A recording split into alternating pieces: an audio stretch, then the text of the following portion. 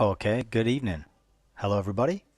How's it going out there? Wherever you are, whenever you are. This is Nick, creator of Hayes Reviews, broadcasting live from Vietnam. Tonight, we are going to be embarking upon part 5 of our reading of Lusitania by Colin Simpson, the 1972 book, which has been quite fascinating so far. I think you will agree. If you haven't checked out the first 4 parts, they're on a playlist on the channel here. We've been persisting despite some tech issues, kind of dodgy connectivity and sound issues dropping out here and there. But overall, I think the message and the information is intact and it is still intelligible and understandable. I've been really enjoying this book, and so I hope if you are tuning in live or watching the replay that you will enjoy our continuation tonight. Hello, good evening. How's it going out there? If you are reading me, please drop me a message in the chat and let me know that the sound and the audio is coming through loud and clear. That would be much appreciated. Looks like we've got a few people in the chat already, which is wonderful. Peter's there. Hello. Loud and clear, you say. That is great. I'm glad and happy that that is the case. So we'll dive right into it tonight because I've got a bit of a preamble to get through before we go into chapter 7 of the book, and we might get through another 2 chapters tonight. It is dense information. There's not a lot of it's all killer, no filler, as the saying goes. I think this book it's just packed with really good, solid information. And if you are into researching history, and particularly the history of conspiracy, you will probably recognize a lot of the names and the players that are being mentioned throughout the book, and also you'll recognize some of the different strategies and tactics and ways which conspirators tend to manipulate world events. And Lusitania is particularly interesting because what the public were told. The OBS studio is just disconnected. I'm going to wait for the message to say it's reconnected. Okay, it told me I have reconnected, so I'm going to carry on. So we got a lot of people in the house tonight. A lot of family are visiting, and so I think there might be a unusual strain on the Wi-Fi connection. So what I've done is I've tried to simplify my broadcast a little bit so that you'll only be seeing sort of one thing at once. Hopefully that will improve the signal and the audio won't be dropping out and you won't be hearing me skip words and sentences and phrases and that sort of thing. So the first thing I wanted to get into tonight is over on the browser here. I've got a bunch of tabs open that I would like to peruse and bring to your attention. So the first tab we've got is a YouTube window, and this is from the channel Corbett Report Extras, which you can see down here did not get nuked. James Corbett's main channel during the great scam of 2020 did get nuked, and he was actually one of the first people I saw get fall prey to this move of censorship and information control. And I saw that happen in real time because I was learning and devouring his stuff because I'd gone on a whirlwind of questioning and seeking to find out good information and reliable information. And I'd stumbled upon James Corbett and his wonderful website, and I watched him get banned from YouTube. I saw his appeals and his interactions with YouTube and no good explanations given, and so he was just wiped off the face of it. But they didn't nuke his Corbett Report Extras channel, which still has 113,000 subscribers and also a wealth of resources on there, and in this particular one, this was shared to me by Frank. So shout out to Frank in the Hayes Reviews Telegram chat. We are sharing back and forth good podcasts and lectures, resources, books, articles, blogs, these kind of things, and we're kind of getting a little community going there of people who are interested in good knowledge based upon books, good knowledge of history, so that we can understand the present by understanding the past and have a more influential impact on where we go in the future, I think. So this was a really good video, and I listened to it yesterday in its entirety, and I wanted to play a clip tonight because it is talking about one of the characters that's shown up in our reading of Lusitania. And this character is none other than Edward Mandell House. And if I actually quickly, just before I suppose, let's go to the book cam momentarily, and you'll see I've rejigged the book cam page tonight so that you don't have to watch me reading, and you'll just have to hear me reading. But if we go over to the index and we check out H, we've got this section here, which is House Colonel Edward. And you can see he appears quite a number of times in an American Intervention. He appears a number of times there. He has an audience with the King, the Freedom of the Seas, Lord Mersey. He rides on the Lusitania. He has some sort of interaction or relationship with Sir Edward Grey, who was one of the conspirators and architects to kick off World War One. The use of the American flag, and then also, yeah, so House, he pops up quite a bit, and he is we'll find out, and you will find out if you watch this podcast, you'll kind of realize that he's one of these sort of Zbigniew Brzezinski or Henry Kissinger type people, maybe even what was the fellow's name who led the pandemic response over in America, Fauci.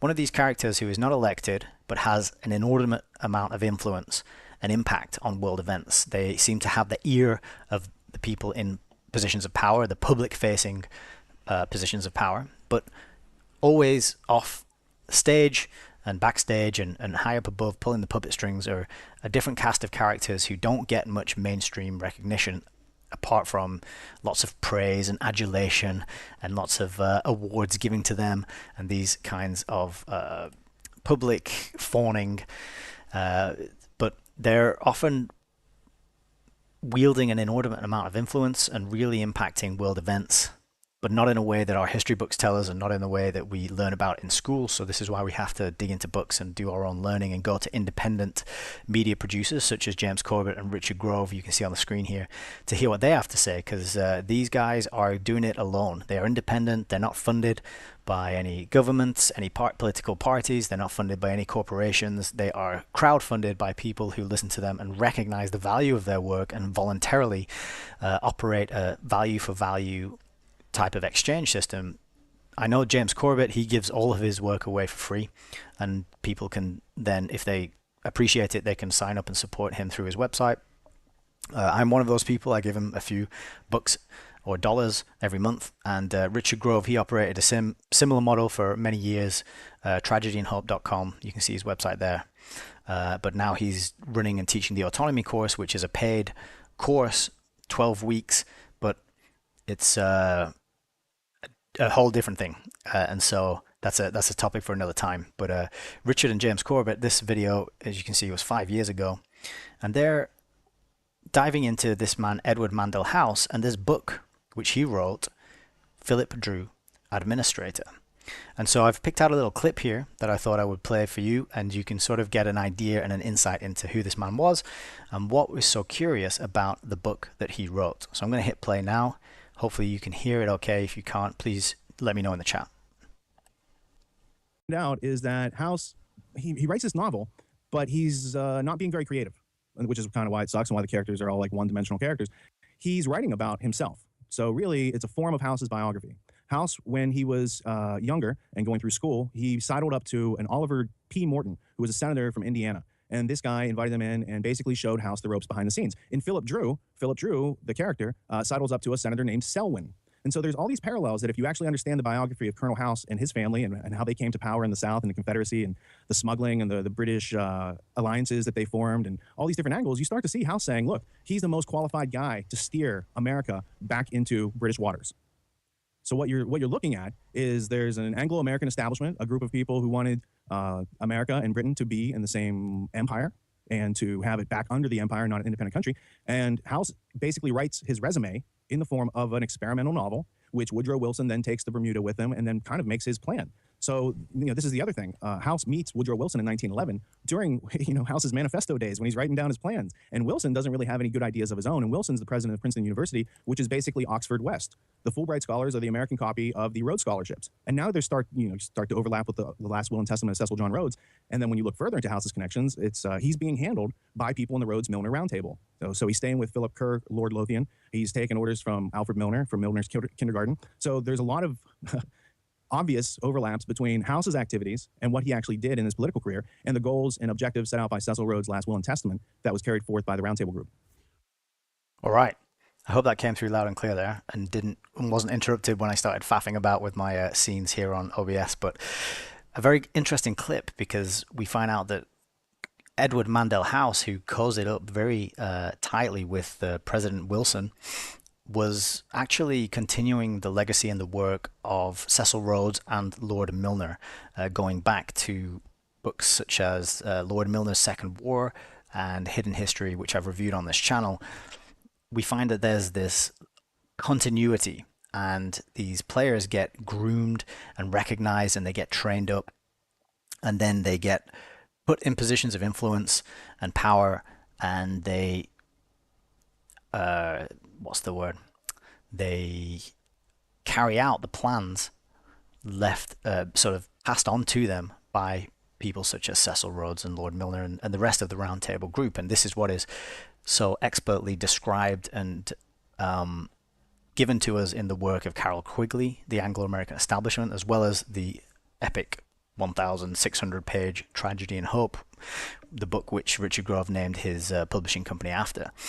And so I thought it was curious that this character, Edward Mandell House, popped up in our reading of Lusitania, and then also what I really appreciated about revisiting this particular clip was a reminder that he wrote this book, Philip Drew Administrator. And this is a very interesting book, and it's not one that is easy to find these days. Richard says here that a first edition copy of this goes for over $1,000 these days. And so it's worth dwelling on this for a second, because Colonel House wrote this book. And so why did he write it, and what did he write in this book, and what's the story behind it? I thought it was worth kind of dwelling on for a moment. And so if we go to the Wikipedia page, we've got Philip Drew Administrator, and it's subtitled The Story of Tomorrow, 1920 to 1935. So it was written before that. It was published in 1912, and he was talking about what was upcoming. So that's pretty bold, isn't it, to write a book describing what's going to happen 10 to 15 years from now, particularly when you are writing about the sort of spheres the circles that you travel within and the sphere of influence that you have. It's very intriguing to be, but it's very bold to be making predictions and talking about what you think is going to happen. But this is a futuristic political novel, and it tells us here that Edward Mandell House was an American diplomat, politician, and presidential foreign policy advisor. So these words are very important. I think people who form these roles, diplomats, presidential advisors, particularly foreign policy advisors, tend to have a huge role in bringing about the sort of one world government and the top-down technocratic global system of control as described in books written by the likes of H.G. Wells and Bertrand Russell, which we've explored and read on this channel already, one book by each of those authors. Richard Grove describes Philip Drew Administrator as a book written sort of in the style of H.G. Wells' science fiction. Okay, so it's very interesting stuff, and I haven't actually read it, but there's some tidbits and nuggets here on the Wikipedia page that are worth considering. So if we go to the book review section, we can see this historian Paul Johnson wrote, quote, "Oddly enough, in 1911, House had published a political novel, Philip Drew Administrator, in which a benevolent dictator imposed a corporate income tax, abolished the protective tariff, and broke up the credit trust, a remarkable adumbration of Woodrow Wilson and his first term."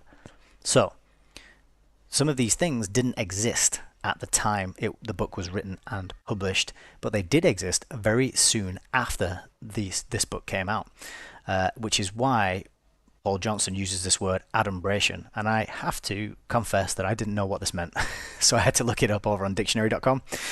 And adumbration, and we've got a little pronunciation guide there, so we've got the stress on bray, so it's adumbration, is a noun, and the secondary meaning is a foreshadowing of or a precursor to something. Okay, so this novel foreshadowed a bunch of very huge societal changes which came in not long after the book was published, while the author of the book was advising and whispering in the ear of the president of the time. Very curious. So another interesting quote from the book review section is Philip Bobbitt here, who says, and this is in reference to Walter Lippmann, who he wrote a bit of a feedback, kind of slagging it off and saying there wasn't much to learn from this book. It was written by the mind of a romantic boy of 14 years old, and he didn't have anything good to say about it. But Philip Bobbitt comes in, and he says he argued that it is unlikely Lippmann had so little to learn from the Colonel, noting how 8 major reforms from the book, 8 major reforms from the book, some of them initially opposed by both President Wilson and his Home Secretary Bryan, had been passed into law only 4 years after House became advisor to the president. So this man, Edward Mandell House, he's trained up and working with and learning from the likes of Milner and Cecil Rhodes and the members of the Round Table Group, the Anglo-American establishment as described by Carroll Quigley.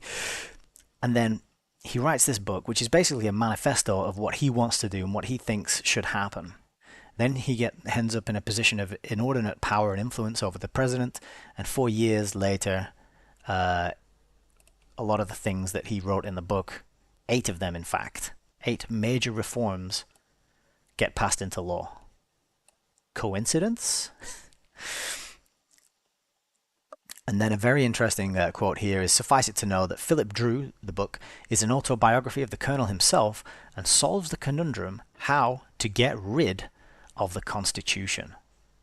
How about that? Now, did you know that there were people out there who were working on this conundrum? And it's interesting that it's even been given a capital C. I don't know if that's like a spelling mistake or if that's deliberate or what, but did you know there's people out there who consider the Constitution, they're considering we need to get rid of this thing. It's standing in our way. It's stopping us from doing what we want to do and rolling out the plans we would like to roll out and gaining the influence and the power and the wealth and the prestige and whatnot that we would like to gain. So there's people scheming out there how to get rid of the Constitution. And this book, Philip Drew, is an autobiography of the man who has solved this conundrum. So no wonder he was given an inordinate amount of power and influence. No wonder his plans were carried out quick, sharp, very interesting stuff, and a name that is worth learning more about. And you can get copies of his The Intimate Papers of Colonel House. And I was just thinking, I was listening to that podcast earlier with Corbett and Richard Grove, and I was thinking, I'm sure at some point I bought some version of The Intimate Papers of Colonel House. So when I get home, I'm going to dig around in my office and grab them and see which copies it was that I got hold of, and because they were an old copy, I'm sure we could dive into them on the live stream here and find out what the hell that guy was talking about. But here's another useful part of the Wikipedia, which is a synopsis of his political beliefs. And so these are the kind of political beliefs which then came to pass in actual reality. So isn't that interesting? That is Colonel House's book, Philip Drew, Administrator. And if we just go back to this tab at the start of this, I wouldn't recommend people rush out to buy and read this book, because in the words of James Corbett, he says it is a turgid tome of something. There's a third T in there as well. I forget the full phrase, but he says from an artistic and literary point of view, the book is bad. So don't be expecting a Lord of the Rings or C.S. Lewis level style of writing and narrative development. Apparently it is poor, but still a fascinating piece of history, given that its predictive powers. What are the odds that it was all coincidence and chance, and he just happened to know to accurately predict what was going to happen over the coming years. So pretty slim. So reflecting and remembering and learning about Philip Drew, Administrator, reminded me of another prophetic book. But just before we get to that, sorry, let's just have a look at this is the PDF scan of the book, Philip Drew, Administrator, A Story of Tomorrow. We scroll up a little bit here. We can see, hopefully... Oh, no, we can't see. I was hoping for a publication date. This is Harvard College Library. Third printing. It just goes straight into it. It doesn't have a little page. Copyright 1912. Harvard College, stamped in 1927.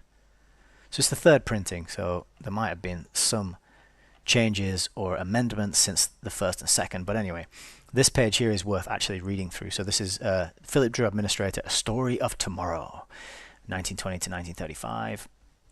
The author of this book, a man prominent in political councils, must necessarily remain anonymous. His pages are full of facts known only to the inner circle in statecraft and finance.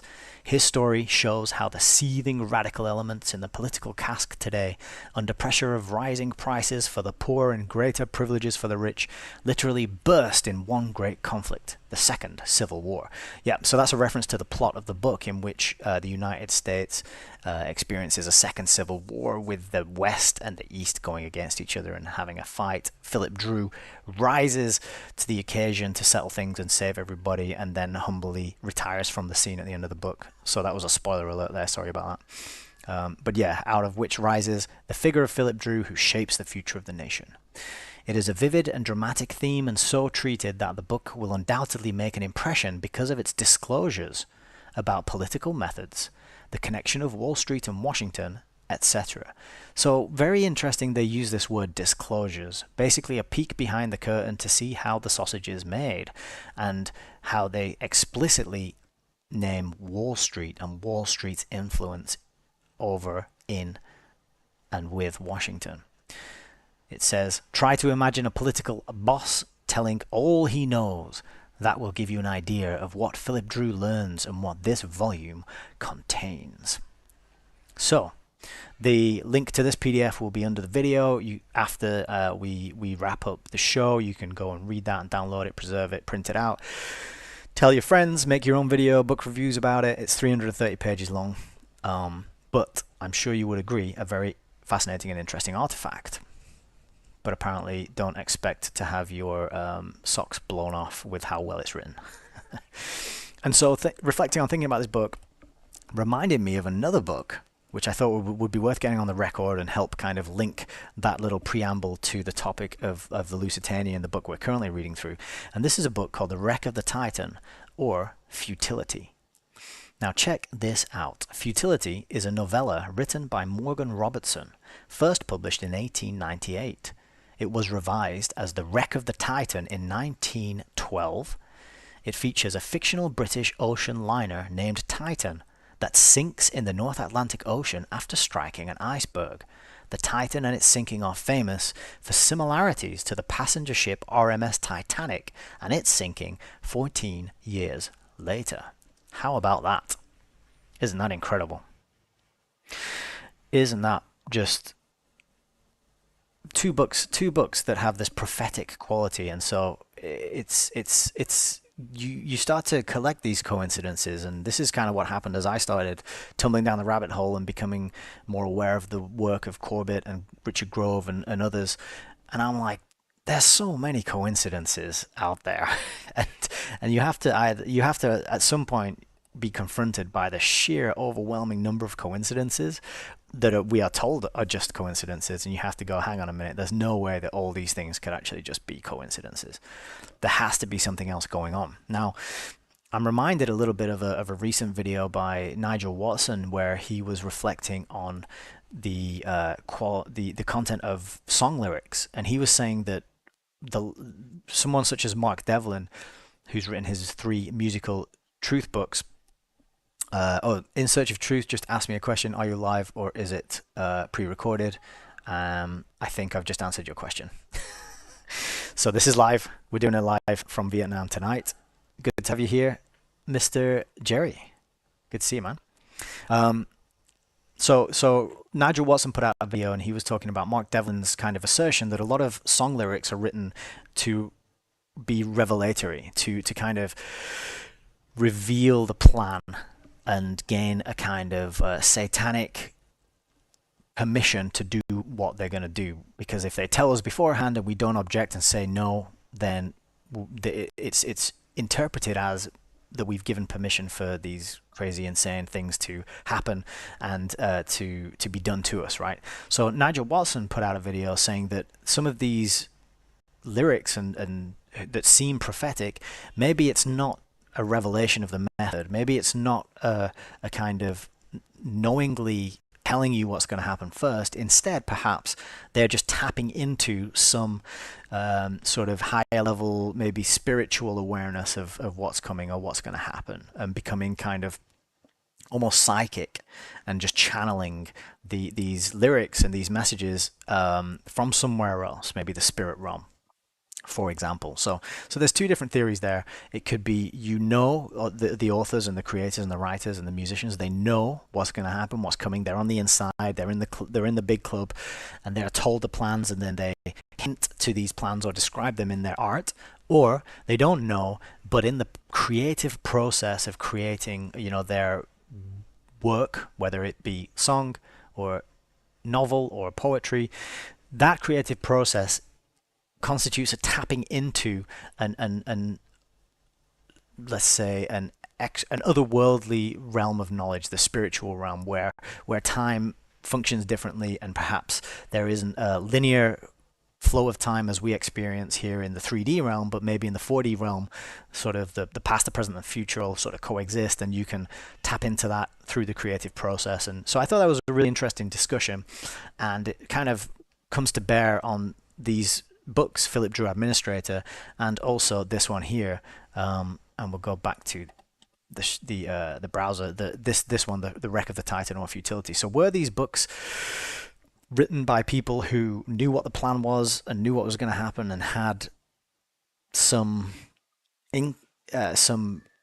access to the planners, or did they sort of channel this information from somewhere else, the spirit realm, so on, and just become kind of have a precognition or a sort of what's the word, psychic event? It's interesting, and I don't know, but in the case of this book, very curious parallels, and hard, I think, to label them all merely coincidence. But let's have a look at some of these parallels anyway. So in the plot section, it says that the Titan, the fictional ship in the book Futility by Morgan Robinson, was the fastest ship in the world. Now, if you remember, the Lusitania, we learned in the first couple of chapters, became the fastest ship to travel between Liverpool and New York, and the first one to do that journey in under 5 days. So very interesting parallels. The similarities to the Titanic section tells us that there are some uncanny similarities between the fictional and real life versions.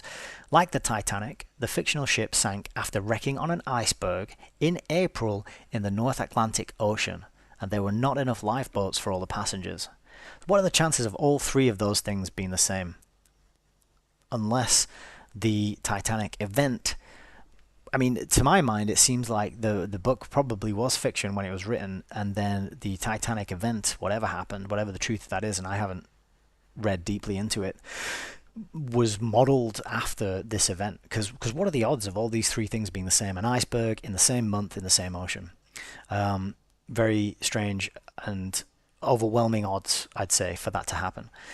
The Titan would have survived the head-on collision with the iceberg, but a glancing encounter did more extensive damage. So that was the same with the Titanic. It ripped a hole in the side, and then we actually learned in the Lusitania book that the way the hold was divided led to it sinking at the speed that it did. Right. So if you have lengthways divisions all the way through the ship, then a hole is going to make the ship sink much faster than if you have crossways divisions all the way up the ship, where the flooding and the water coming into any particular area will be contained for longer in one place and slow down the sinking of the ship. And if you remember, the Lusitania sank in 18 minutes, which is crazy, whereas the Titanic sank in 2.5 hours or something like that.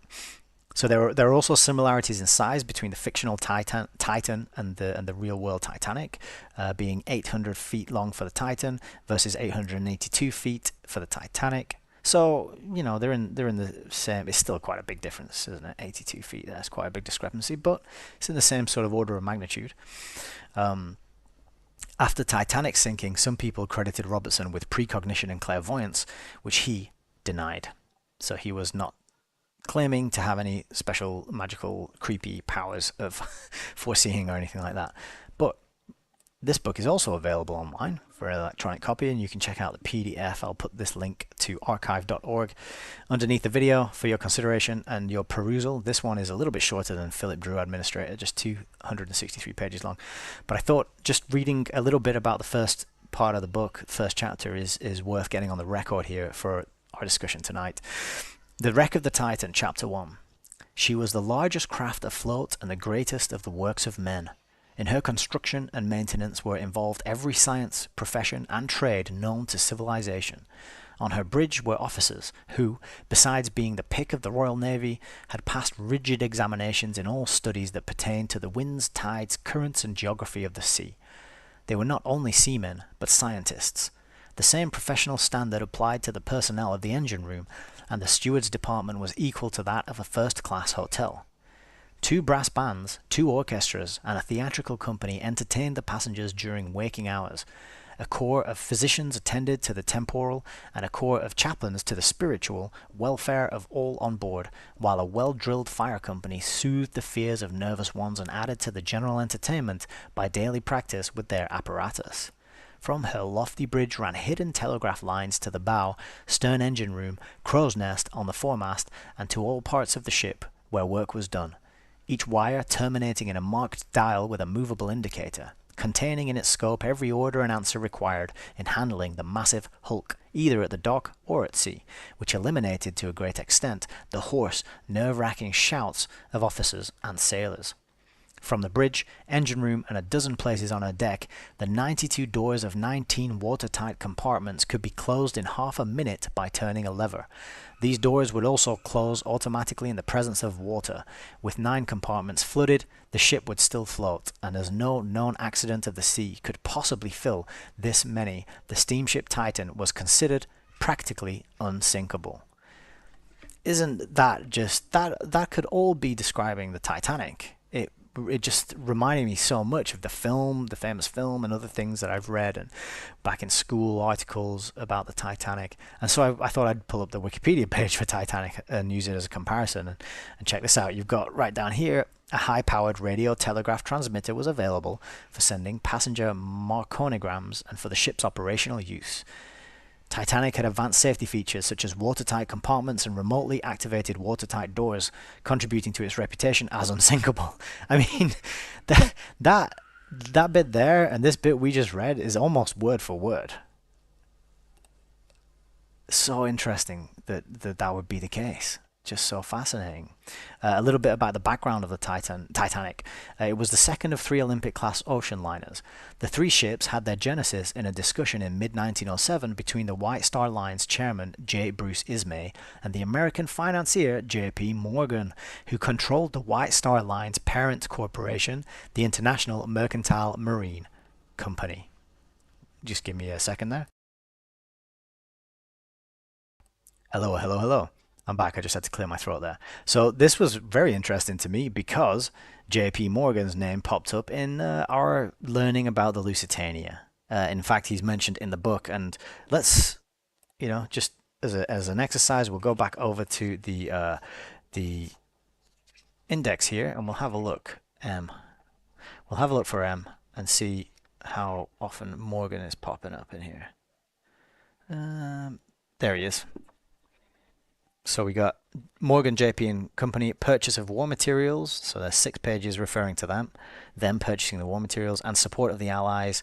There's a bunch of pages there. So if you remember, JP Morgan pledged his allegiance and support to the Allies way before any of the American politicians did, way before Colonel House managed to wheedle his way and whisper into the ear of President Wilson.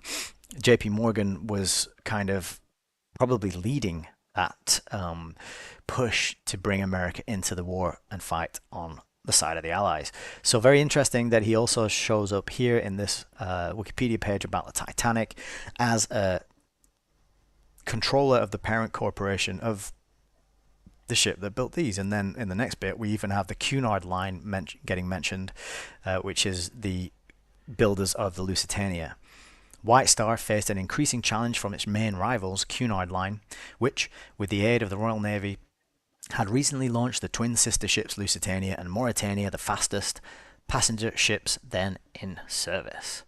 And I didn't go much further. I don't think I found anything else to highlight of note in this article, but it's very detailed, as you can see. And so, just I think a very interesting and hard to ignore set of documents and writings and books and pieces of evidence that really raise so many questions. These, the Philip Drew administrator book predicting political changes that then occurred once the author of that book got into a position of influence over the then president, and the same thing, J.P. Morgan financing both of these, or actually he didn't finance the Lusitania, and that was part of the issue, wasn't it? The Cunard Company was one of the only shipbuilders who wasn't under the control of J.P. Morgan. There was two shipbuilding firms, one here, Cunard in Liverpool, and then there was one in France as well. And they were the only two that J.P. Morgan didn't have control over. But very fascinating to see him appear on the scene, and I think it is curious as well that books such as Philip Drew Administrator and the what is it called again? The Wreck of the Titan, and the subtitle of The Wreck of the Titan is Futility. Isn't that strange? Or futility. So interesting themes to explore and big questions to be asked about the role of predictive programming, the role of how many events are planned in our lives that we are told were just accidents, can never have been predicted, never have been prepared. We can never have prepared for any of these things, and yet they happened. And is your view of history the accidental view of history, or is your view of history more along the lines of reality, which is a lot of these things seem to have been planned and prepared for a variety of nefarious plans and schemes and purposes? So I hope that was an interesting intro to you guys there, and all the links for that stuff I just talked about will be posted under this video when we wrap up. I'll do that immediately afterwards. So I think that is enough rambling intro for this reading today. We've done over half an hour already. So hope that was useful, and glad to have you all here. Let's go back over to the book now. So what I've done with my book cam is I've gotten rid of the video of me reading alongside it, and I've just replaced that with that stupid picture of me there.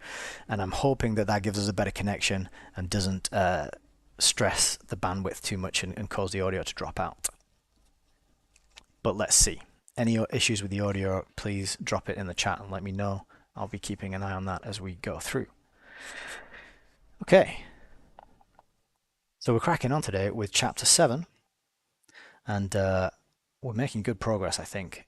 And we'll see if we can polish off another 2 chapters tonight. But it depends how long they are and how tired I get and how noisy the family get downstairs. But anyway, let's crack on. Chapter 7. Throughout the winter of 1914 and into the following spring, the Lusitania made the monthly round voyage from Liverpool to New York and home again. She no longer made her previous record times because in November 1914 the board of Cunard took an unpopular and possibly unwise decision. They reduced her speed. Alfred Booth kept a keen eye on his company finances. On the 16th of November, the accounts department informed him that the operation of the Lusitania was losing the company £2,000 a trip. The reasons were the increase in the price of coal and the falling off of passenger revenue. The accountants considered that there was really no justification for operating a passenger service at all. The existing American liners had sufficient surplus capacity to meet the demand. To give added emphasis to their point, they produced figures to show that in the first 10 months of 1914, the Lusitania, by reason of her reduced passenger load and the time she had spent in the Admiralty dockyards, had lost them £24,591. Now that is a huge figure. That is a huge loss to be operating at. They suggested that if the passenger service were not stopped completely, at least it should be suspended for the winter. Booth and his board of directors, more probably after pressure from the Admiralty, refused to agree to either suggestion. They decided to cut their overheads. They reduced the crew by 258, thereby saving £1,325 per trip in wages. The engine room lost 83 men, so that it was only possible to fire 3 of the 4 boiler rooms. This led to a coal saving of 1,600 tons a trip, and the joint economies more than cancelled out the indicated loss. It meant, however, that the maximum speed available under emergency conditions was 21 instead of 26 knots, and the cruising speed was reduced from 24 knots to 18. It was an unpopular decision with the staff.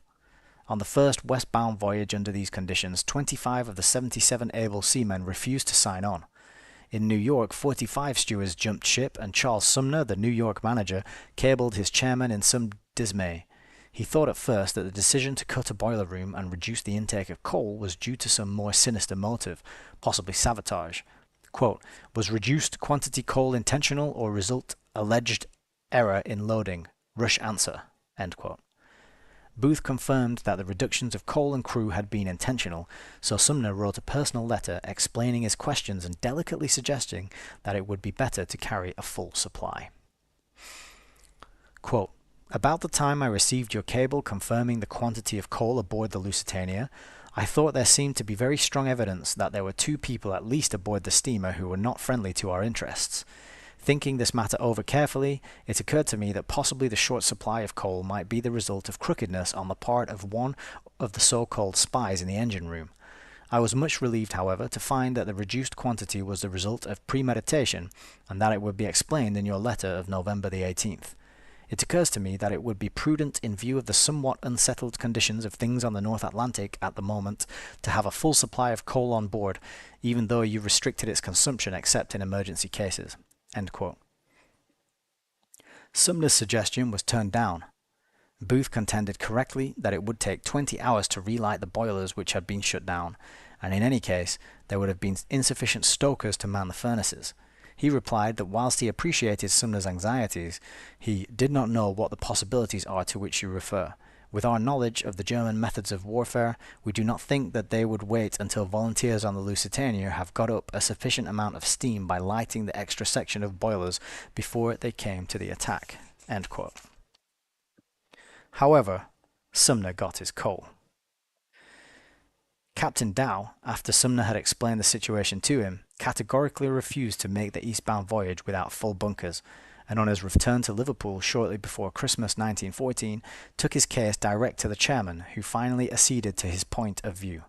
It was not Fairweather Dow's bluff eloquence that won the point, but a memorandum from the accounts department that coal was cheaper in New York, and therefore it was in the company's interest to buy it there, travelling westbound with a reduced load and returning home full. Booth's instructions to Sumner allowing this contained yet another minor caveat against unnecessary expense. If captain and engineer desire, you may arrange to give Lusitania full bunkers reducing fresh water much as possible. End quote. Captain Dow's caution, though legendary, was not misplaced. The following trip, the Lusitania narrowly avoided the German raider Karlsruhe in the mists off the Grand Banks, and on the next there was a submarine scare. He took the Lusitania out of Liverpool on the 20th of February 1915. From the start of this penultimate voyage, the danger of submarines began to materialize. On the first day, 2 nearby merchant ships were attacked and sunk by the U-30 within 10 miles of the Lusitania's track, and on the homeward trip, the U-20 torpedoed the cargo ship Bengrove just as the Lusitania entered St. George's Channel. Captain Dow had had enough. On the 8th of March, he informed Alfred Booth that though he did not mind commanding a merchant vessel in these waters, he refused to carry the responsibility of mixing passengers with munitions or contraband. Possibly he was influenced in his thinking by the fact that on his final voyage the enterprising Captain Gaunt had loaded the double bottom of the Lusitania with 100,000 gallons of diesel oil, which had not improved either Dow's peace of mind or his seasickness-prone stomach. Alfred Booth decided that Dow was suffering from severe strain and looked around his staff for another master. He chose Captain William Thomas Turner. Bowler Bill, as Turner was known because of his habit of wearing a bowler hat at all times except when on the bridge, was a martinet who first went to sea before the mast. His first command had been a square-rigged ship. He had joined Cunard in 1883 and had captained both the Lusitania and the Mauretania since becoming a Cunard captain in 1907. At the outbreak of war, he was in command of the Aquitania, now an armed cruiser. We've got an asterisk for a footnote here. The Aquitania sailed on the 8th of August and was an armed cruiser for only 4 days when she was in collision. She was dismantled at the end of September and refitted. From May to August 1915, she was a troop ship and, thereafter, a hospital ship for a time. In 1918, she carried American troops to Europe. Back to the text. He was immensely broad, chunky-faced, and notoriously taciturn. It had been for this reason that Captain Dow had been preferred to him, as Turner lacked the polish that Cunard expected of its masters. He was, however, an extremely capable seaman with a legendary reputation for personal strength and ability. He loathed the social side of a captain's life and deliberately took most of his meals on the bridge, so as to avoid the passengers who clamoured to sit at his table. In Captain Turner's book, passengers tended to be, as his housekeeper Miss Every recalls, a lot of bloody monkeys. By modern standards, a tame description, but one which sounded apposite enough when expressed in Bowler Bill's pungent Liverpool accent. To redress the social balance, the board of directors nominated Captain John C. Anderson as second or staff captain to undertake any socializing that was required. Captain Turner inspected the Lusitania from stern to stern on the 10th of March 1915 and had quite a lot of fault to find. He deplored the standard of crew. He found faults with the boats and the trim tanks, and by the time his demands had been met, it was 20th of March before he made his first voyage. When he returned to Liverpool on the 11th of April, Miss Every remembers him as both an angry and a worried man. By her account, he handed in a blistering report to Booth, complaining about the standard of seamanship, the state of the life-saving equipment, and the performance of the turbines. Not content with reporting to Cunard, he complained directly to the Board of Trade Surveyor for Liverpool. There was little Cunard could do about the standard of the crew. The war had made severe inroads on their more experienced men, who had been called to the Royal Navy, and crews were having to be scratched up on the Liverpool dockside. Stokers and able seamen were signed on for the round trip, but stewards were only recruited for a single voyage, and the number required depended on bookings. Many stewards who sailed outwards only did so as a free way of emigrating to the United States. Turner's other complaints were dealt with promptly. All life-saving equipment was inspected by the Liverpool emigration officer, Captain Berrand, who had every defective item replaced, including 3 of the lifeboats. Mr. Laslett of the... Mr. Laslett of the Board of Trade inspected the machinery and found a fault in the valves of the low-pressure turbine which would possibly fail if put on full astern under a high steam pressure. However, the low-pressure turbines were customarily only used for manoeuvring in and out of the berths, so it was not a matter which was regarded as needing immediate attention.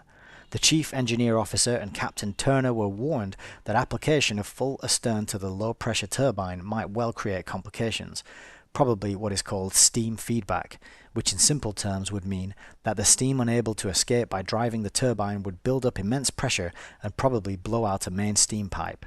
A simple analogy is suddenly to block the spout of a boiling kettle. The lid will blow off. This defect apart, the Lusitania sailed on the 17th of April 1915 in first-rate order. Her name and port of registry on the stern were obliterated, and she flew no ensign. Miss Every watched her leave and recalls that Staff Captain Anderson took her out from the berth, while Captain Turner stood up in the forecastle grunting at the boatswain and his windlass crew. She noted with pleasure that, quote, Thomas was wearing a new bowler hat, end quote.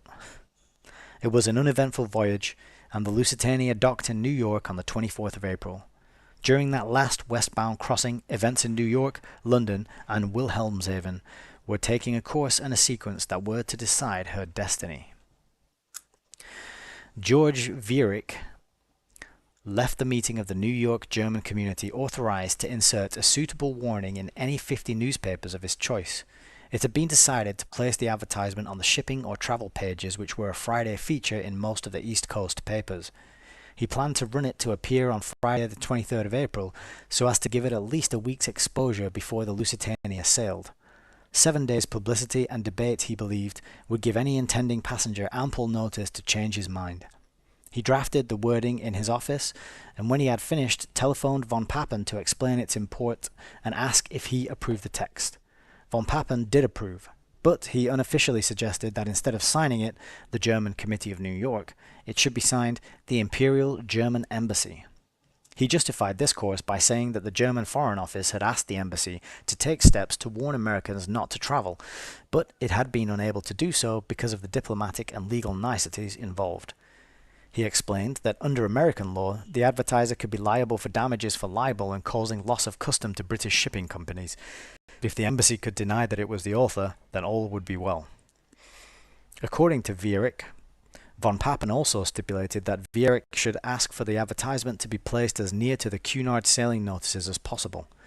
The advertisement department of the Fatherland dispatched a copy of the advertisement, together with an appropriate check, to each of the 50 papers Viereck had selected. Those addressed to the New York papers were delivered by hand the same night, so that there would be no question of missing the deadline for Friday the 23rd of April. The advertisement ran as shown on page 92. The advertisement reached the New York Sun shortly before midnight, and as the advertisement department was closed, the envelope marked urgent was brought up to the night news editor. Scenting a story, he telephoned to Charles Sumner at the residential club where he lived for a comment, and to the night duty officer of the State Department for advice. Sumner replied that the Lusitania was faster than any submarine launched, and probably went back to bed.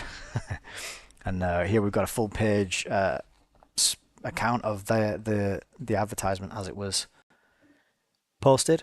So it says, notice, travelers intending to embark on the Atlantic voyage are reminded that a state of war exists between Germany and her allies and Great Britain and her allies, that the zone of war includes the waters adjacent to the British Isles, that, in accordance with formal notice given by the Imperial German government, vessels flying the flag of Great Britain or of any of her allies are liable to destruction in those waters, and that travellers sailing in the war zone on ships of Great Britain or her allies do so at their own risk. And that's Imperial German Embassy, Washington, D.C., April the 22nd, 1915.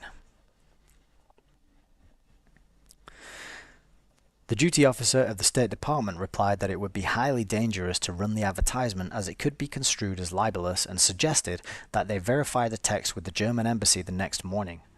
The night editor decided to adopt this course, and possibly so that his rivals should not scoop him, put what is called a black on the advertisement throughout the United States by telephoning United Press and asking them to circularize all newspapers subscribing to their service, and the State Department had contacted the Sun and ordered that no advertisement should be carried by any publication for any belligerent embassy without the authorization of the State Department or its attorneys. Of Viereck's original 50 selections, only the Des Moines Register carried the advertisement on the 23rd of April. In the meantime, the advertisement became a talking point amongst many American journalists. Captain Gaunt heard about it sometime before 10 a.m. New York time on the 21st of April, at which time he cabled the text to Captain Hall at Naval Intelligence in Whitehall, who in turn drew it to the attention of the war staff at the noon meeting on the 22nd of April. Hall immediately decided that the Germans had planned a trap for the Lusitania and arranged to warn Admiral Bacon of the Dover Patrol, and also sent orders to the mystery ship Leon stationed off the Scilly Isles. His messages to the mystery ship specified the Lusitania as the target. The signal to Admiral Bacon merely warned that submarine attacks were to be expected on very large transports in the Channel and off the west coast, and urged extra vigilance. At this time, the Lusitania was still at sea on her way to New York, and Hall's belief was that the attempt would be made on this voyage. Similar signals were also sent to the senior naval officers at Liverpool and Dartmouth, and a copy to the Vice Admiral in command of Queenstown. Somehow, the German Admiralty heard of these moves, and early on the morning of 24th of April, Fregattenkapitan Bauer, commander of the 3rd Submarine Flotilla, was summoned to the flagship in Wilhelmshaven. The source of the German Admiralty's information is unknown. Possibly it was an intercept, but at that time the German deciphering was not so efficient as to get the message so quickly. In the German archives, the information is in the form of an order based on intelligence docket KZ7927, and the source is listed as untried. Fregattenkapitan Bauer's war diary tells the story. Quote, U-30 puts to sea from the Ems to the west coast. U9, after completion of repairs, goes from Wilhelmshaven to Heligoland. As a result of KZ 7927, the naval staff, after discussion on the flagship, decided that 3 stations be occupied as quickly as possible for interception of troop transport ships in front of Dartmouth, Bristol Channel and Liverpool. U-30, pursuant to following radio telegraphic message, is ordered to Dartmouth via Nordeck, Borkum and Heligoland. Await large English troop transports coming out from west and south coasts of England. Head via the most rapid route around Scotland for the English Channel, to position in front of Dartmouth, attack transports, merchant vessels, warships. Keep position occupied for as long as supplies allow. U-20 and U-27 to Irish Sea and Bristol Channel. Ends. I've got a asterisk here for the footnote which says this signal to the U-30 would almost certainly have been picked up and deciphered by the British, who monitored all U-boat signals. If it was, no copy was sent to Queenstown. U-30 is scheduled for Dartmouth for the reason that this is the least important of the 3 stations, and the transmission of the order to the U-30 is the safest, for if she does not get the order at all, or it gets garbled, there is first eliminated the occupation of the particular port which presumably comes least into consideration. Ascertained that communication U-30 exists, so assumed U-30 has received order." End quote. Bauer also ordered the U-20 and the U-27 to prepare for sea. The U-20 needed attention to the watertight seal of her periscope housing, so she left 4 days later than the others, and was able to remain on her patrol beat in the Irish Sea some days longer than her consorts. Vice Admiral Bacon had only just assumed command of the Dover patrol. His predecessor, Vice Admiral Hood, had fallen foul of Lord Fisher's temper. To Fisher's reasoning, the appearance of U-boats in the Irish Sea could only mean that they were slipping past the Dover defences. Hood had been peremptorily relieved of his command and was transferred to Queenstown, where he hoisted his flag in the ancient cruiser Juno, which was engaged in the lonely Atlantic patrol west of the Fastnet Rock. His immediate superior was Vice Admiral Sir Charles Coke, who was in overall command of Area 21, which stretched the length of the southern coast of Ireland. Coke's communication with the Admiralty was by direct telephone line and shortwave radio. All Admiralty messages concerning Area 21 came first to Coke, and from his headquarters they were telephoned to wireless transmission stations at Crookhaven and Valentia in the southwest of Ireland. As the majority of the ships at Coke's disposal did not have wireless, his messages were signalled to them visually from the shore by flag or signal light. There were 5 such shore signal stations on the 160 miles of coast between Queenstown and Fastnet. If ships at sea wished to communicate with Coke and were out of range of the shore stations, they had to come ashore and find the nearest telephone. There was no difficulty in signalling to the Juno, which carried comprehensive wireless equipment. Admiral Coke was bitterly aware how tenuous his defences were. Throughout his period of command he made repeated requests for extra ships, preferably destroyers, but the Admiralty refused to sanction them as they still regarded the waters to the west of England and the south of Ireland as the lowest priority for anti-submarine defence. The Admiralty War Staff were influenced by statistics, which could be expressed in 2 ways. Seen from one angle, the German U-boat campaign had so far only succeeded in sinking less than 0.5% of the ships using the western ports of England. From another viewpoint, during the first 4 months of 1915, 49 merchant ships had been sunk in British home waters by submarine attack. Of these, 37 were in the waters to the west. The War Staff preferred the first and more palatable view. The morning of 26th of April had been an irritating one for Captain Guy Gaunt in Washington. He had received a disturbing phone call from Mr. Stettinius at Morgan & Company, informing him that he had discovered that the special containers for the packing of gun cotton were unobtainable. The concern which made them had apparently sold their entire stocks and forward supplies to a company hostile to the Allied interests. There would be a considerable delay before alternative sources of supply could be arranged. Gaunt was being pressed by DuPont de Nemours, the manufacturers of the gun cotton, for particulars of the packing and shipping of their latest consignments.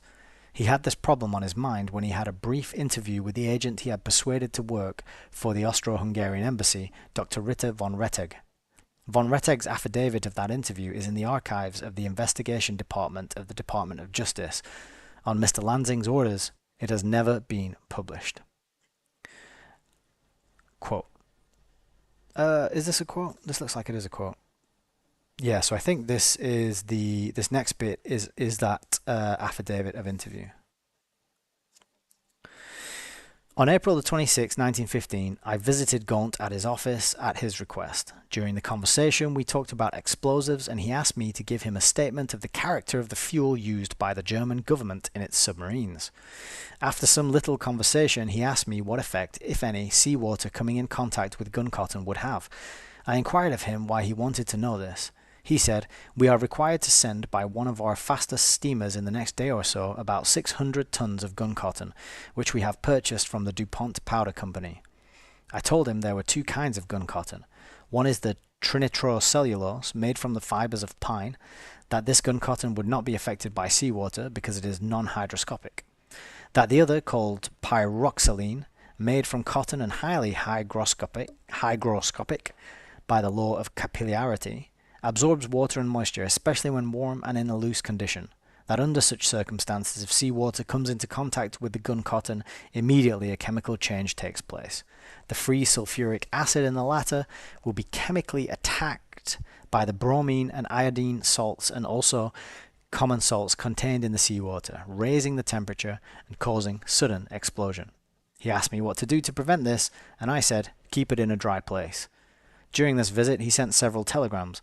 These were dictated in the next room, but loud enough so that I could overhear some of the things that were said, and these telegrams related to the subject of our conversation. He asked me in this conversation whether or not I thought gun cotton explosion caused the sudden sinking of the Audacious and Corvette. And we've got another footnote here. The Audacious, one of Britain's largest dreadnoughts, struck a mine off the Irish coast on the 27th of October 1914. Her crew were evacuated safely, and though she was low in the water, she was taken in tow. 3 hours later, she suddenly exploded, capsized, and sank. The official inquiry never established the cause of the explosion, but unanimously agreed that it had been internal. Her captain did proffer the theory that the contents of the magazine might in some unexplained manner have been ignited by the boilers. It is not known if she carried any pyroxylene aboard.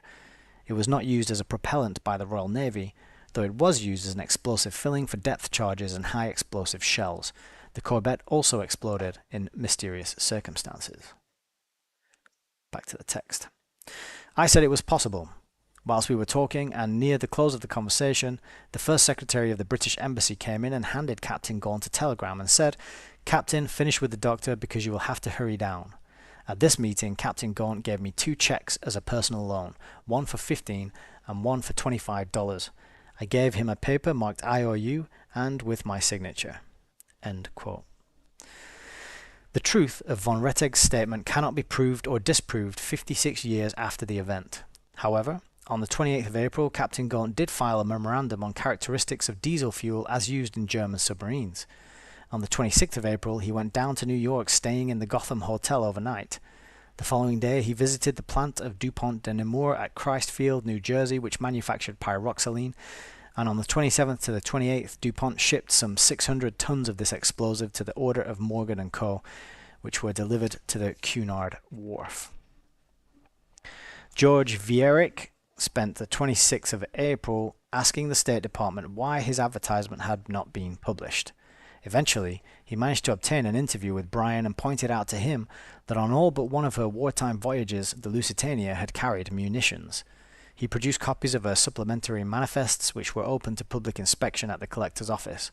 More important, he informed Bryan, no fewer than 6 million rounds of ammunition were due to be shipped on the Lusitania the following Friday and could be seen at that moment being loaded on Pier 54. Bryan picked up the telephone and cleared the publication of the advertisement. He promised Viereck that he would endeavor to persuade the president publicly to warn Americans not to travel. No such warning was issued by the president. But there can be no doubt that President Wilson was told of the character of the cargo destined for the Lusitania. He did nothing, but was to concede on the day he was told of her sinking that this foreknowledge had given him many sleepless hours. That is the end of chapter 7.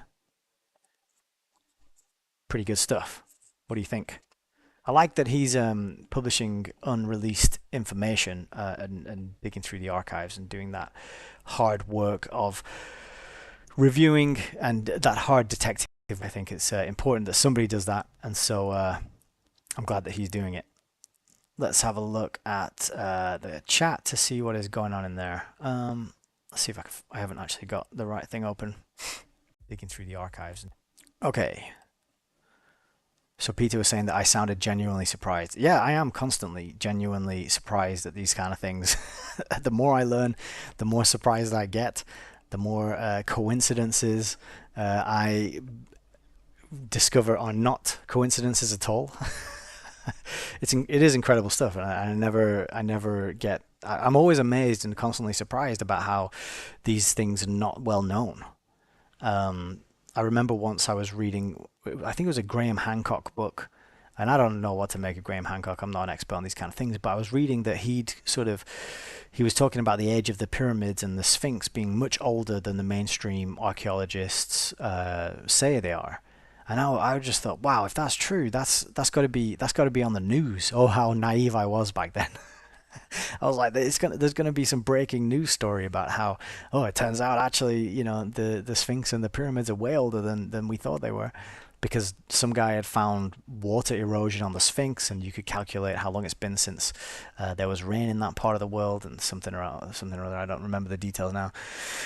I used to have this naive kind of expectation that these amazing revelations would be put out into the world at some point. And then as time goes on, and you're like, why is nobody in the mainstream ever mentioning this stuff? It started to seem strange, and then of course eventually then you start to realize that, oh, these things are deliberately hidden and occulted, and not only hidden, they're also confused with a lot of nonsense being added, a lot of people out there controlled opposition, as well as the mainstream. Then there's the controlled opposition, and then the only thing you can really do is to rely on yourself and your own ability to gather and digest and sift through information and build a picture by applying, the trivium method, and finding the other content creators who do that, and being very, very careful about who you trust and who you believe and whose word you take on face value. And so, yeah, it's very it's an exciting journey, but it is a continual source of surprise and amazement to me, at least. Peter is asking how long I've been at this. Well, it depends what you mean by this, but I was kind of kicked tumbling down the rabbit hole in early 2020 when the great scam started, and the mainstream news didn't make any sense to me. I thought that nothing they're telling us in the mainstream is teaching us how to take care of our health, which is what you would expect the mainstream to do if there was a really, this disease going around. You think they'd be teaching you about things like breath work and meditation and diet and nutrition, and exercise and vitamins and minerals, vitamin D, for example. But none of that was coming. Instead, it was just fear, fear, fear, and big numbers and scary things and do this and do that and confusion and instructions that didn't make sense. And it was just, oh, I suddenly realized, they're just trying to confuse us and scare us. And so once I realized that, then it was a case of like, all right, well, who can I learn from? Who is going to actually give me some good information and not just try and scare me silly and manipulate me through fear? And that's how I came across James Corbett. And then at some point, James Corbett was a guest on the Grand Theft World podcast, and I discovered Richard Grove. And then I was sort of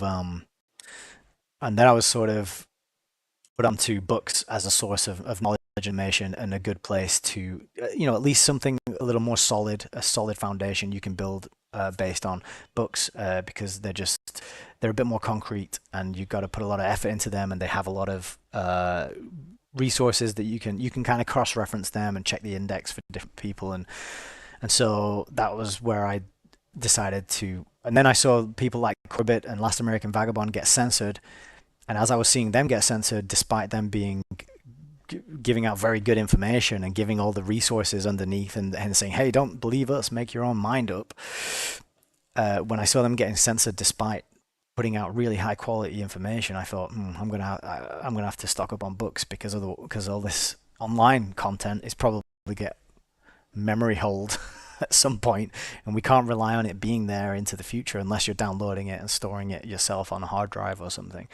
And so that's kind of a whistle stop summary of my journey. And then at some point I enrolled in Richard Grove's Autonomy course, and through that course I gained the confidence and the skills and the determination and the idea to start doing something myself. And that's how the channel was born, and that's how I've been kind of just trying to put stuff out there that is helpful and useful and valuable, and play a small role in helping people get to grips with what is actually going on in the world. So that's kind of my story in a nutshell. Peter says, "Oh dear, I'm almost afraid to tell you what I know." Well, I think I would like to hear it. That is for sure. Because I'm at this point, all bets are off, and I'm open to any possibility, any wacky theory, any crazy idea. I love discussing and talking about all of them and considering them, because unless we maintain curiosity and we ask questions and we keep an open mind, then we are never going to get out of the sort of crazy situation that the people who want to run this place have put us in. So I'll be happy to hear about that sometime, Peter. If the offer is there, we'll figure it out. But on the subject of Lusitania, it is looking more and more as though this event was let it happen on purpose, lie hop. And this bit here about President Wilson refusing to warn Americans to travel about traveling on the Lusitania, given what was known about the cargo and the ammunition being stored down there, and knowing that Colonel House was whispering in the ear of President Wilson, and had an influence on Wilson, and then also knowing that Colonel House was operating under the plan and influence of Cecil Rhodes and Lord Milner, and their whole plan was to kind of build a one world global government with the English at the top, basically, with the English imperial movement and the upper crust of the English elite at the top of it all, and a huge step was to bring America back under the influence of the British, because they had told the British to F off and gone over there to do their own thing, which I think America has a very unique position in that it was founded at least with the attempt of enshrining the individual's rights in some sort of protective layer or constitution. And so, reflecting on the quote we read on Wikipedia about how Philip Drew Administrator was Colonel Edward Mandell House's solution to the problem of getting rid of the Constitution, knowing that he was in bed with the Cecil Rhodes Round Table lot, whispering into the ear of Wilson, it then is not surprising that Wilson refused to issue the warning to the Americans to prevent them traveling, because it seems as though what they actually wanted was for Americans to be on that ship when it was attacked, so that when it went down, they could tell everybody, "Oh my God, Germany's killed a bunch of Americans. Now we're going to have to go to war against them." How does that sound? I'm just going to have a sip.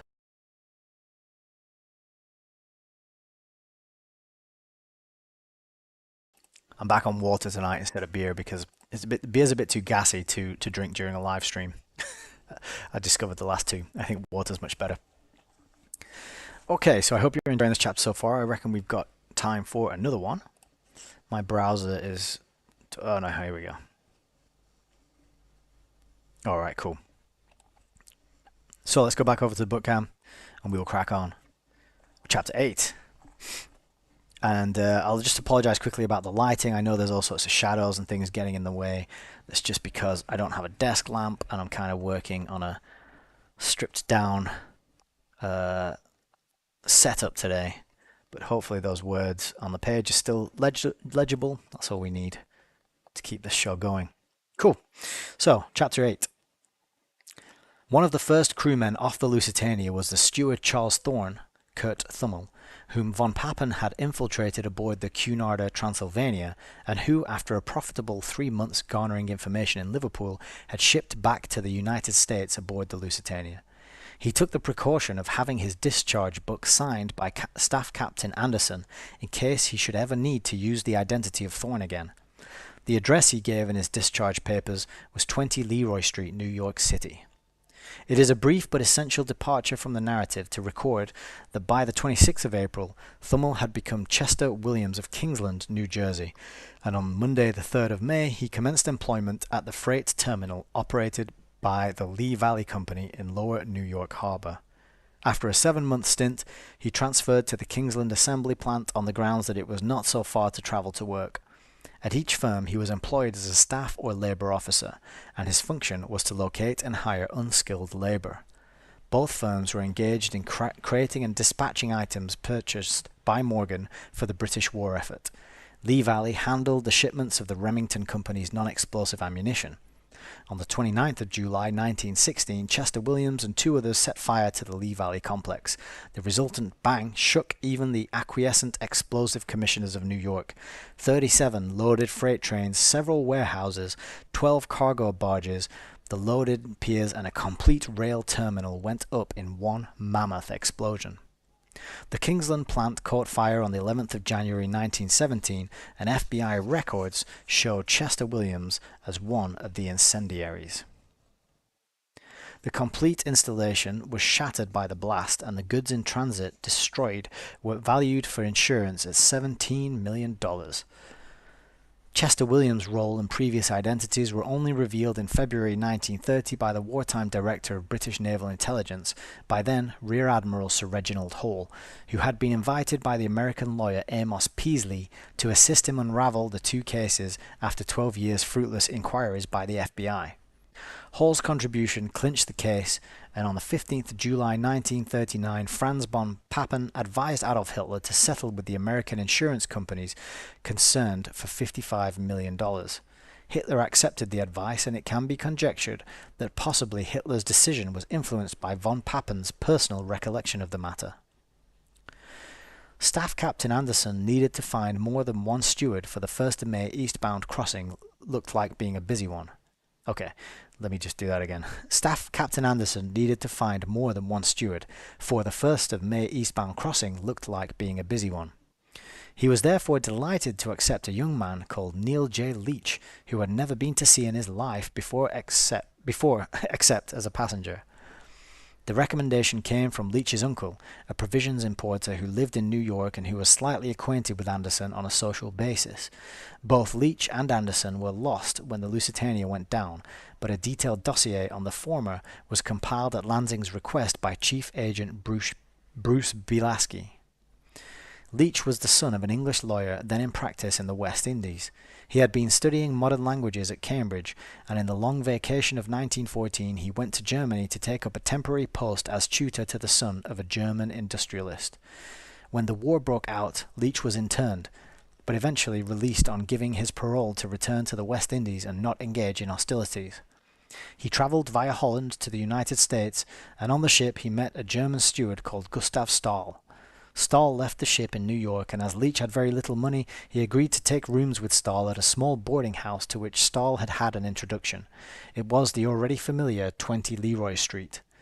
They arrived on the 15th of April 1915, and Leach booked a room until the 30th of April, on which date he told Miss Gertrude Weir, his landlady, he would be sailing to England. Why he did not go direct to his uncle, or continue his trip home according to the parole that he had given, is a matter for conjecture. On the 26th of April, Stahl invited Leach for a midday meal with 2 German girls who also lived in the house, Mrs. Bunker and Masser. They were joined at the meal by another man from the boarding house called Hans Hardenberg and his roommate Kurt Thummel, or Chester Williams. They talked of money and their lack of it, and at Hardenberg's suggestion, Leach agreed to go with him and Kurt to the German consulate at 11 Broadway. Under the guise of a commercial advisor, Captain Boyed, the German naval attaché, had a room there, and the German archives show that on this date Kurt Thummel made a statement at 11 Broadway to the effect that he had seen 4 guns on the Lusitania, of which he had gave precise details, including their hiding places.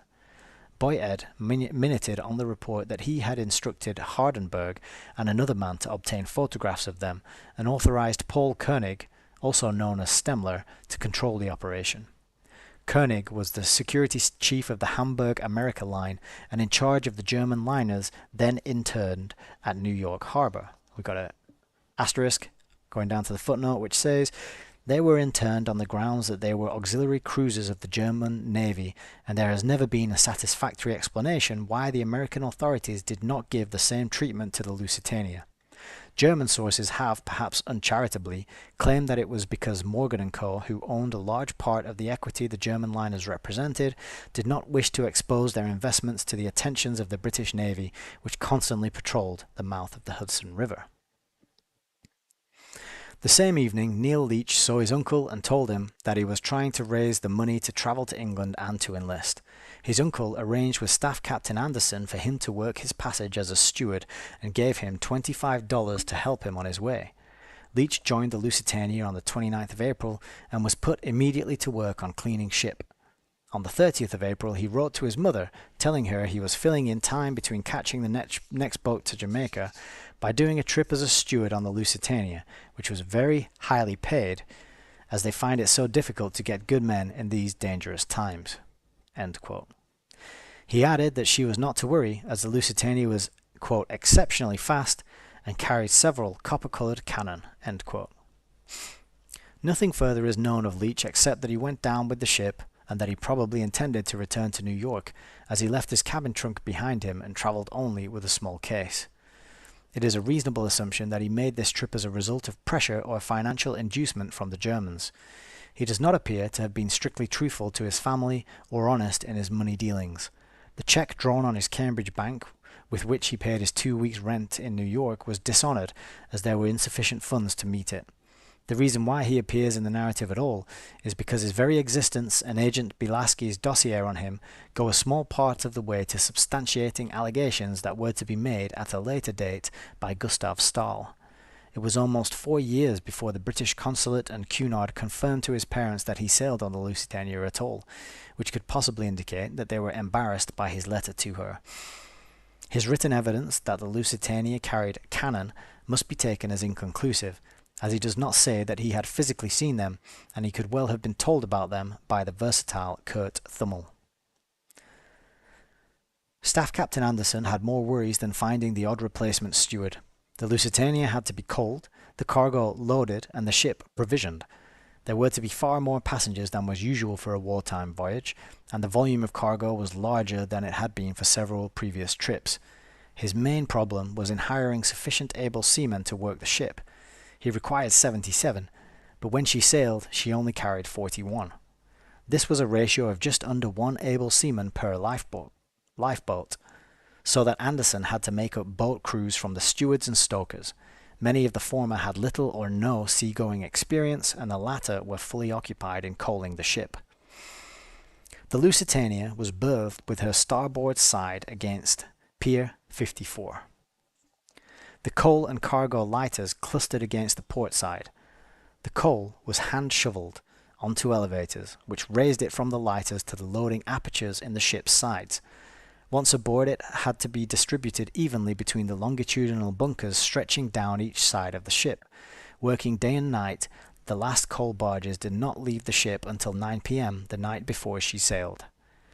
Anderson was drowned, so he cannot be questioned, but undoubtedly he did allocate a crew to each boat and saw that each man knew his boat station and particular duty, though how well that duty was performed is an open question. What is difficult to accept is the truth of the signed certificate which Anderson rendered to the pier superintendent before the Lusitania sailed, that all the boats had been lowered down into the water, and the boat crews practiced in unshipping the oars, getting under way, recovery of man overboard at sea, and davit drill. Circumstantially, it appears unlikely that any lifeboats were actually lowered to the water, or that the boat crews practiced either raising or lowering the boats upon the davits. The coaling lighters had drawn alongside within 2 hours of the Lusitania's arrival, and left after dusk the night before she sailed. The quay on the starboard side and the lighters on the port would have precluded the lowering of the boats, and at least 7 of the able seamen who helped make up the total of 41 aboard were only transferred to the Lusitania at 6 p.m. on the night of 30th of April from the SS Queen Margaret, which was berthed nearby. 3 of these men, Leslie Morton, his brother John and Henry Thomason, survived and were later to give key evidence at the inquiries in London and New York. Staff Captain Anderson handed his certificate to the Assistant Pier Superintendent Captain Chalmers, who endorsed it. Anderson's and Chalmers' main preoccupation was loading and storing the cargo. They were assisted in the paperwork by the Cunard shore staff, but the internal distribution of the cargo was very largely Anderson's responsibility. Faulty cargo planning could materially affect the trim of the ship.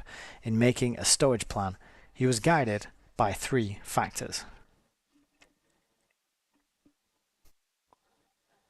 Firstly, weight was all important. The object was to get the heavier items stowed in the lower holds, and within each hold, the heavier cases had to be placed at the bottom of the stack. The second factor was the nature of the cargo.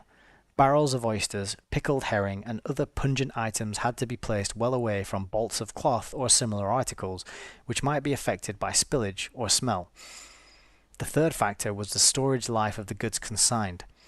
Perishable items, including meat, butter, fresh fish, were usually placed in the refrigerated hold, or, if stored elsewhere, at the top of each stack to ensure adequate ventilation and as far away from the boilers as possible.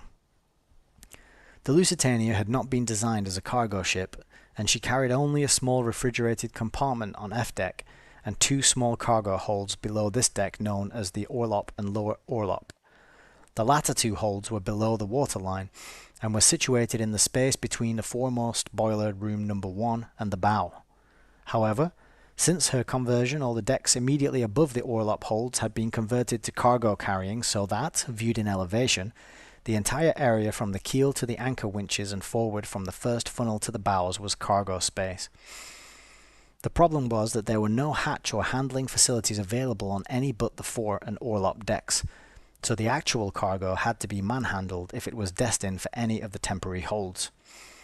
There was a formidable amount to load, much of it priority government shipments. In these cases, special note had to be taken so that any item likely to offend the collector of customs would be left off the loading manifest, on which sailing clearance would be given, and then subsequently entered on the supplementary manifest which would be handed in once the Lusitania was safely on the high seas. On this trip, almost the entire cargo was to be contraband. The lower orlop hold, starting from the aft end nearest the boilers, was loaded with a strange and possibly sinister mixture of goods. It included 1,639 ingot bars of copper, which were very properly spread over the entire floor of the deck. And we got a little image there. I'm just going to clear my throat. I'll take a sip as well while you're having a look at that.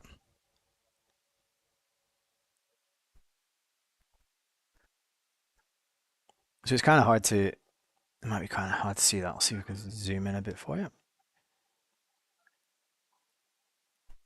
Give me a second. So we've got the quarters.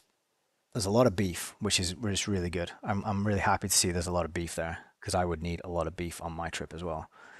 And then we got ingot bars of copper, reel wire, brass rods, oil, and brass down there. And then next to that we got bacon. Bacon and copper bars. So everything you need for a good international ship, of course. So continuing with the text. Which was in fact the very bottom of the ship. Above these, oh hang on, let me zoom out a bit. That's going to not be very good for you, is it? Above these were 1,248 cases of shrapnel, and this consignment is the first that needs scrutiny.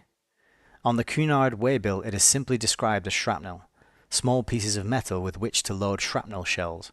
However, the shipping note of the Bethlehem Steel Company, which supplied it to Morgan's order, is more precise. It specifies, quote, 1,248 cases of 3-inch shrapnel shells filled, 4 shells to each case, and 250 cases to each lot, weight of the lot being 51 tons, end quote. The shipping note is dated 28th of April 1915, and the consignment was number 23 of a total under the same order of 214 consignments.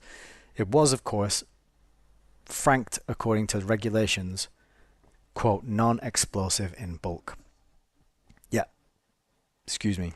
So this non-explosive in bulk label was used as a way to get around the fact that they weren't supposed to be loading any munitions or weapons onto the ship for these journeys. Okay.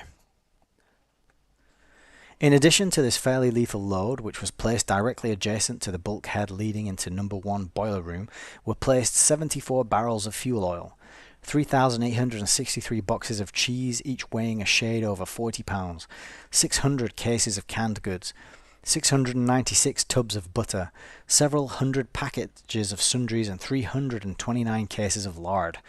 With understandable coyness, only the sundries and the lard figured in the clearance manifest. The reasons for the omission of the copper and the shells are obvious, but the omission of the food is significant. It's worth noting that the cheese and butter were consigned to a box number in Liverpool, unlike the modest shipments of butter and cheese also shipped and stowed elsewhere, which were consigned to such innocent and obvious destinations as the Cooperative Wholesale Society. The Liverpool box number was that of the superintendent of the Naval Experimental Establishment at Shoeburyness. There is no other direct evidence as to whether or not the butter and cheese were what they were stated to be. This load of mixed cargo wholly filled the lower orlop hold. The main orlop hold was devoted to 76 cases of brass rods consigned to Thomas Firth of Sheffield and 4,927 boxes of cartridges. These had been consigned by the Remington Small Arms Co. and were addressed to the Royal Arsenal at Woolwich. Each case contained 1,000 rounds of .303 ammunition, and the net weight of the consignment was 173 tons. Each cartridge was fitted with a fulminate of mercury cap, and the weight of explosives in this consignment was marginally over 10.5 tons. Above the orlop was F-deck, divided into a small refrigerated compartment and an area of passenger accommodation which had been opened out for storage or carrying troops. The refrigerated compartment was filled with sides of beef and barrels of oysters. The remaining area is marked as empty on the stowage plan maintained in the Cunard archives. In March 1918, it was established from a member of the crew that the 2 forward sections of F-deck had been filled with cargo. However, the exact nature of that cargo has never been disclosed. There is no doubt that it was ammunition. The evidence for this is a cable sent by Sumner to Alfred Booth 2 days after the disaster in answer to Booth's cabled inquiry as to where the ammunition had been stored. Sumner replied that it had completely filled the lower orlop and orlop holds together with the trunkways and passages of F-deck. E-deck held more brass rods, 62 barrels of oysters, and innumerable sundries, while the deck above was loaded with the Cooperative Wholesale Society's cheese and lard. Unlike the similarly described cargo in the lower orlop hold, where each package weighed 40 pounds, the co-op's cargo was in hogsheads weighing approximately 320 pounds each. In addition to these were 500 cases of candy and 184 cases of accoutrements for Booth and Co., which were the haversacks, pouches, etc., the purchase of which George Booth had organised on his early trip. Lastly, there was a mystifying 323 bales of raw furs shipped by Booth's undischarged, bankrupt, entrepreneurial acquaintance of the saga of the sheepskin coats, Alfred Fraser. Fraser's shipment is still largely unexplained. The 3 clues exist to show that it was not what it was purported to be. Firstly, it was insured for $150,000, but no claim was ever made on the insurers. Secondly, the shipping documents show that it came by barge from Rayboat to Maryland and by railcar from the Hopewell freight station of the Pennsylvania Railway. Neither Rayboat nor Hopewell were fur storage depots. Both had branches of DuPont de Nemours. Thirdly, it was all consigned to Messrs. B.F. Babcock and Co. of Liverpool. Benjamin Franklin Babcock was an Anglo-American dealer in the cotton trade, with a thriving business in importing cotton from the southern states. During the war, he was purchasing raw cotton for the Allies for the manufacture of gun cotton, and whilst so engaged, allowed the Liverpool end of his business to diminish so that it dealt on a very minor scale and then only in piece goods. B.F. Babcock Limited are still in business in Liverpool, and their records, which they have checked for me, show firstly that they never had any business with Alfred Fraser, secondly, that they have never dealt in or imported furs, treated or otherwise, and thirdly, that in 1915 they imported nothing at all. The furs, the butter and the cheese have not been publicly explained to this day, though Fraser's activities were later to occupy a great deal of Lansing's and Chief Agent Belasky's time. All these unexplained consignments had one more factor in common. They were shipped at the rate specially agreed between Cunard and the British government, and no insurance was ever claimed on them. The loading of this cargo and the coaling were almost completed by dusk on the 30th of April, when Captain Gaunt sprung a surprise on the overworked Sumner and Captain Anderson. He wished to transfer 70 passengers and just under 200 tons of cargo from SS Queen Margaret to the Lusitania. At this remove, the reason for the transfer cannot be ascertained, but Sumner and Anderson agreed, the latter on the condition that he was given 7 of the Queen Margaret's crew as well. The passengers comprised 67 men and 2 women, one of them with a baby. They were accommodated on E-deck and none of them appeared to have survived. The couples were allotted vacant saloon cabins in the name of Mr. and Mrs. R. Matthews and Mr. and Mrs. Palmer.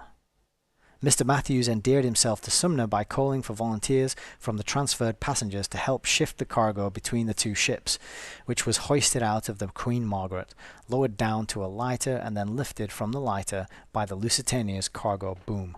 It is evident that at least a part of this cargo was ammunition, because the archives of Remington include a letter from their traffic manager to their agent E.H. Wilson of the New England Steamship Co., asking him to load 2,000 cases of small arms ammunition onto the Queen Margaret berthed at Pier 54.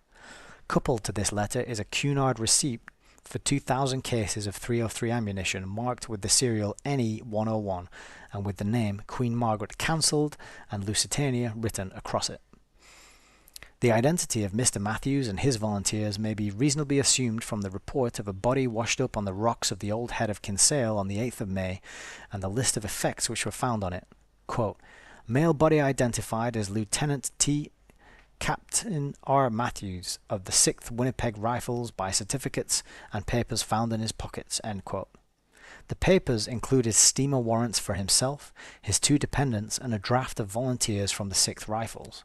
Amongst the wholly personal memorabilia was a slip of paper attached to a badge of the Lusitania, marked First Prize Ladies Potato Race, Mrs. Matthews. The Kinsale Coroner's report is franked with the remark, quote, body requested by the military and buried Cork City, May the 10th. End quote. The Lusitania completed loading shortly after 9 p.m. on Friday the 30th of April. The loading manifest totaled 24 closely written pages, but clearance to sail was applied for on a manifest which filled 1 page, listing assorted items. They were not the first items loaded, but carefully selected to satisfy the somewhat somnolent eye of collector Dudley Field Malone. The affidavit that accompanied the manifest was sworn at 4 p.m. on the 30th of April, and a clearance was granted to sail at 10 a.m. the following morning. So automatic had been the entire procedure that it was issued in the name of Captain Dow. That is the end of Chapter 8. Alright, I'm just going to take another swig of water.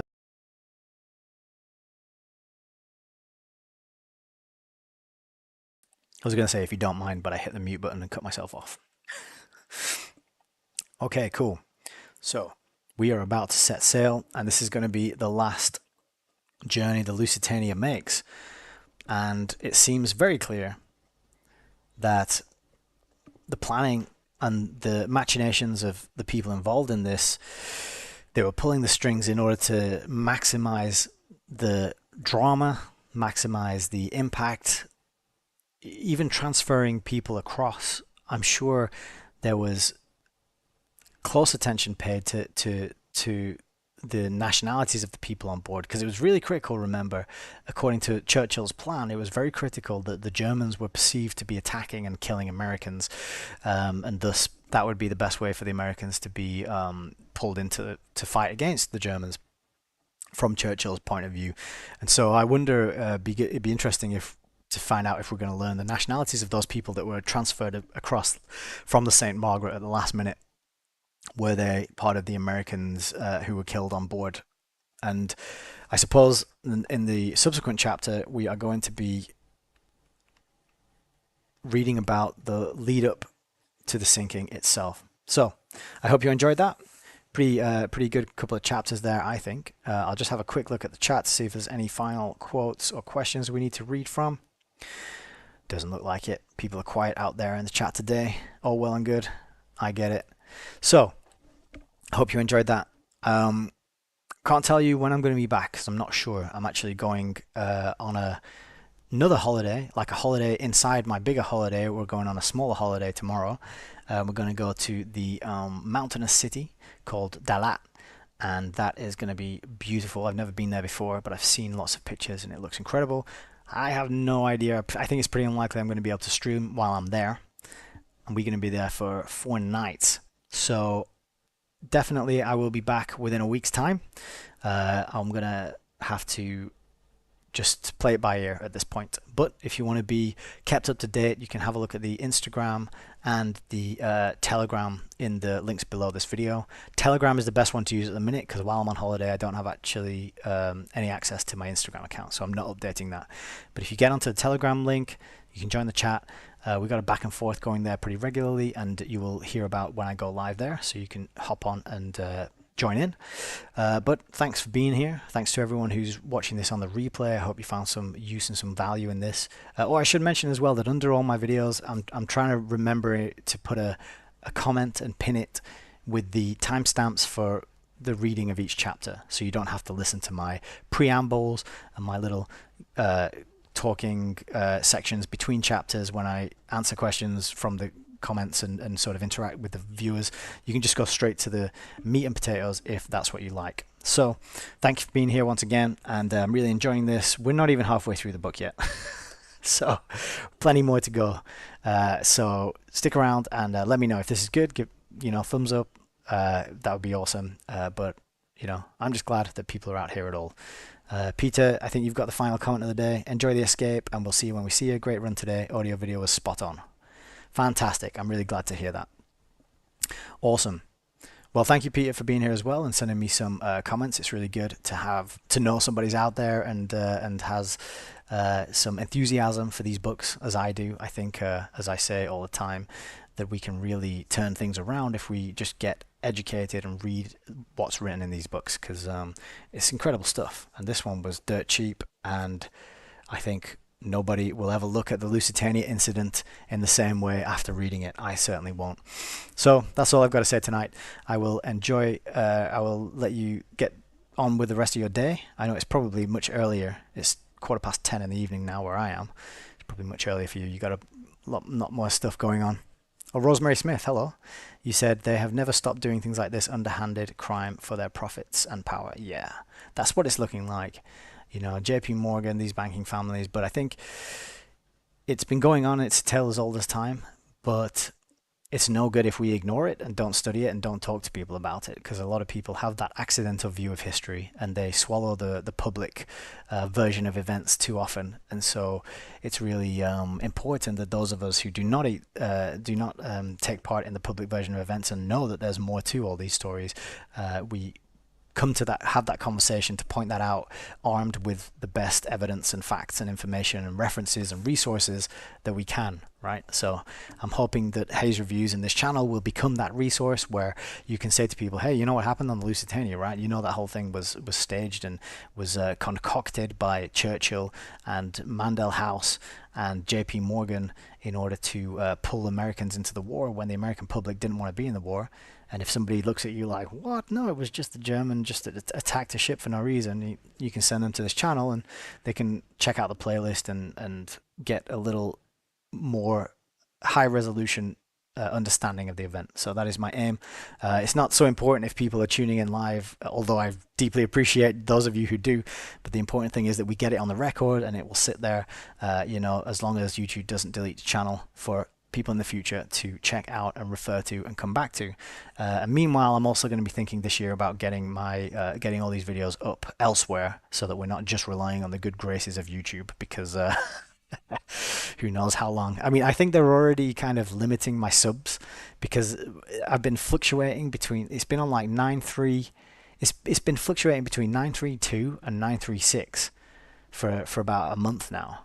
And it just goes up and down by one or two each day. And it just seems weird to me that there's one or two people every day subbing, then unsubbing, and resubbing, and sub. Surely it would just stay level. And so it's weird that it fluctuates by two or three. So I think there might be some limiting going on there, but I don't mind as long as we got Gwen and Peter and Rosemary and everyone else who shows up and appreciates this, and Jerry who was here earlier. That's all that matters. So thank you. Enjoy the rest of your day. Take care of yourselves and each other. And until next time, God bless.